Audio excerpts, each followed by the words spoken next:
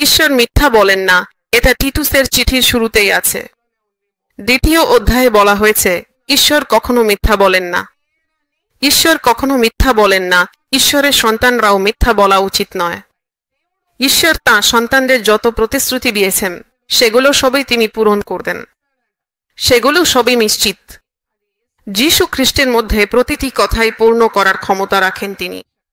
1:20 বলা হয়েছে ঈশ্বরের মুখ থেকে যে কথাই বেরোয় তা অবশ্যই বাস্তবায়িত হওয়ার ক্ষমতা রাখে। অর্থাৎ ঈশ্বর যা বলেন তা সবই পূর্ণ হয়। যারা মিথ্যা বলেন তারা কোথায় যাবেন? নিশ্চয়ই তারা নরকে পতিত হবেন। প্রকাশিত বাক্য 2018-তে আপনি দেখবেন নরকে পড়ার লোকেদের একটি তালিকা আছে। প্রকাশিত বাক্য 21-এ বলা হয়েছে সত্য বলার জন্য আপনার কি দরকার? সাহস দরকার।